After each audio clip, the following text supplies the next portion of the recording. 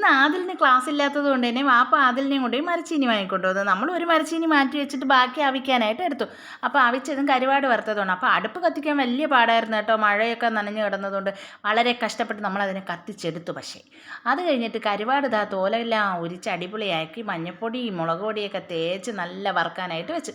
എന്നിട്ട് അടുപ്പത്തോട്ട് എടുത്തിട്ട് എന്തൊരു മണമായിരുന്നെന്നറിയാം. അപ്പം ഞാൻ വിചാരിക്കുകയും ചെയ്ത് അയലത്തുകാരൊക്കെ അറിഞ്ഞു ഇന്ന് നമ്മുടെ വീട്ടിൽ കരുവാട് പൊള്ളിച്ചതുണ്ടെന്ന്.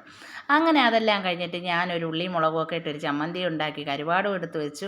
അതിനുശേഷം മരച്ചീനി വെന്തിട്ടുണ്ട്. അങ്ങനെ അതെല്ലാം ഒരു ഇലയിൽ തട്ടി. അപ്പോൾ ഇക്ക പാത്രത്തിലാണ് കേട്ടോ എടുത്തുകൊണ്ട് വെച്ച് കഴിച്ചത്. ഞങ്ങൾക്കിതാണ് ഇഷ്ടം. അപ്പോൾ ഈ പൊരിച്ച ചട്ടി കളയില്ല, അതിൽ മുക്കി കഴിക്കാൻ നല്ല ടേസ്റ്റാണ് കേട്ടോ. ഇതിലാകെ ഉള്ളൊരു സങ്കടം എന്ന് പറഞ്ഞാൽ എൻ്റെ നാത്തൂനും 2 മക്കളും ഇവിടെ ഇല്ല കേട്ടോ. എൻ്റെ കുഞ്ഞു മക്കളൊക്കെ ഉണ്ടെങ്കിൽ അവന്മാർക്ക് ഇതൊക്കെ ആസ്വദിച്ച് കഴിക്കാൻ നല്ല ഇഷ്ടമാണ്. ഞങ്ങളെല്ലാവരും കൂടി ഒരുമിച്ചിരുന്നാണ് കേട്ടോ കഴിക്കുന്നത്. അപ്പോൾ ഇന്ന് അവരൊന്നുമില്ല, ഞങ്ങൾ മാത്രമേ ഉള്ളൂ.